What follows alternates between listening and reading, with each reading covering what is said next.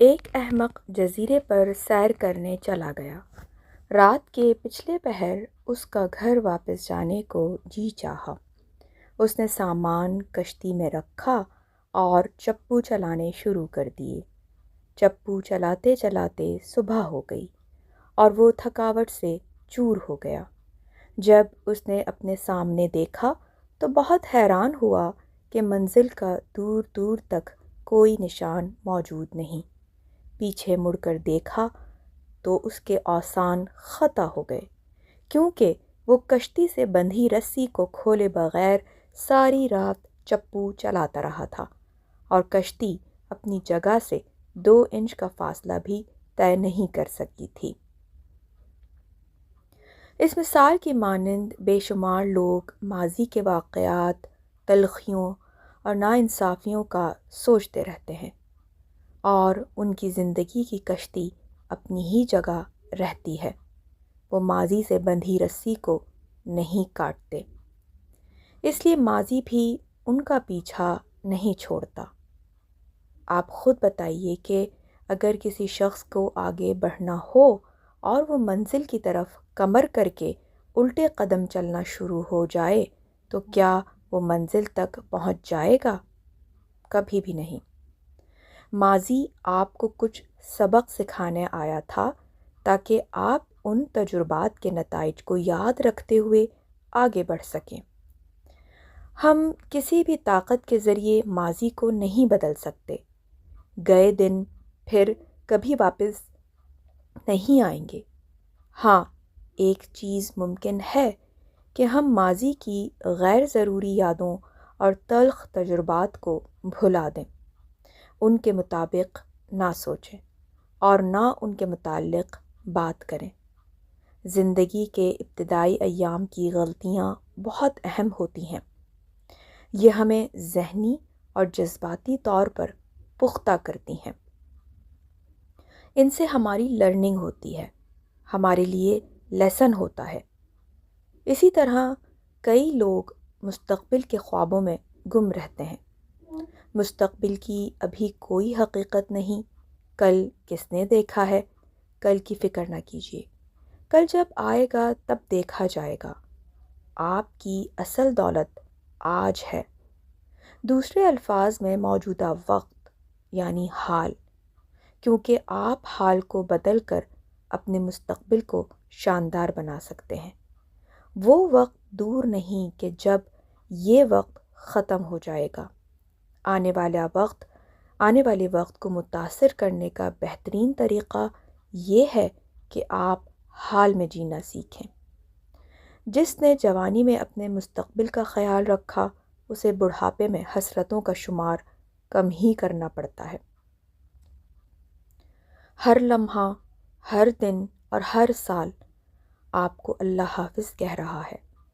اہم بات یہ نہیں ہوتی کہ آپ کتنے پل اور کتنے لمحات زندہ رہے ہیں، بلکہ اہم یہ ہوتا ہے کہ آپ نے کتنے لمحات اور کتنے پلوں میں زندگی بھر دی ہے اور ان سے فائدہ اٹھایا ہے۔ سب سے قیمتی لمحات موجودہ لمحات ہیں۔ حال میں رہتے ہوئے محنت اور کوشش کیجیے، آپ کا مستقبل تابناک ہو جائے گا۔ ماضی یاد ہے اور مستقبل خواب، صرف حال ہی حقیقت ہے۔ حال آپ کی توجہ کا سب سے زیادہ مستحق ہے۔ عقل مند ماضی کا ماتم کرتا ہے، نہ مستقبل کی فکر، بلکہ وہ حال کو نکھارتا ہے۔ اس لیے وہ بے خوف ہو کر جیتا ہے۔ بے فکری بھی ایک نعمت سے کم نہیں۔ لوگ کام کرتے ہوئے دماغی طور پر غیر حاضر ہوتے ہیں۔ وہ ماضی کی یادوں میں گم ہو جاتے ہیں، اس لیے ان کے کام کو پوری توجہ نہیں ملتی اور وہ پھر ناکام ہو جاتے ہیں۔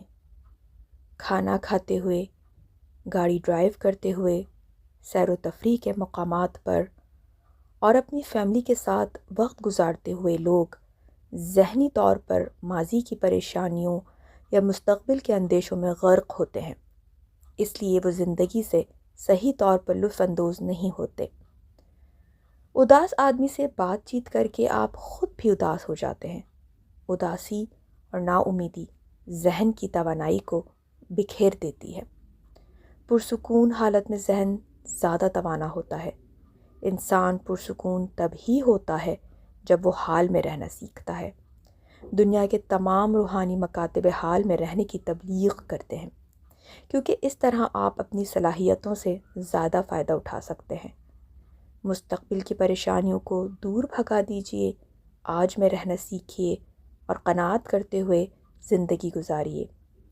یاد رکھیے، ہمارے پاس جو کچھ ہے اس پر قانع ہونا درست ہے، لیکن ہم جو کچھ ہیں اس پر قناعت کرنا ہرگز درست نہیں۔ ماضی اور مستقبل سے بے نیاز ہو کر کام کیجیے۔ آج کو بہتر کیجیے، کل خود بخود بہترین ملے گا۔ وہ مالک جس نے آپ کو کل رزق دیا تھا اور آج بھی آپ کو رزق دے رہا ہے، وہ یقیناً آئندہ بھی آپ کو رزق فراہم کرتا رہے گا۔ اس لیے پریشان ہونے کی ضرورت نہیں، بلکہ صبر کا دامن پکڑ کر محنت کرنے کی ضرورت ہے۔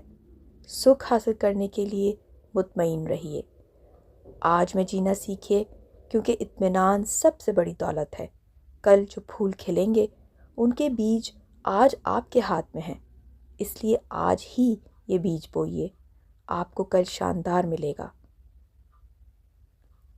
ایک قول ہے گوتم بدھ کا کہ ہمارے مستقبل کا دار و مدار ہمارے آج کے خیالات اور اعمال پر ہے۔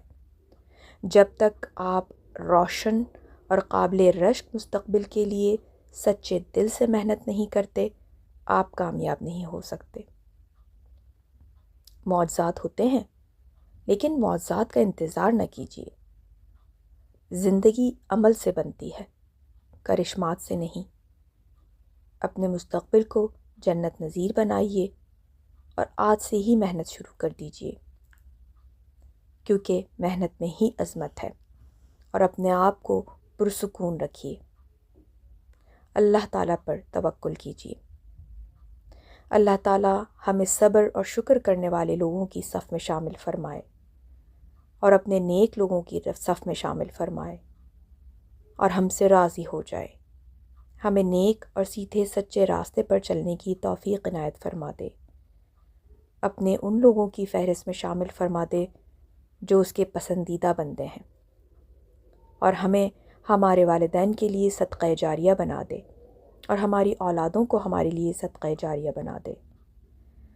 یا اللہ، تو ہم سے راضی ہو جا، ہمارے گناہوں کو معاف کر دے، ہماری نیکیوں کو بڑھا دے۔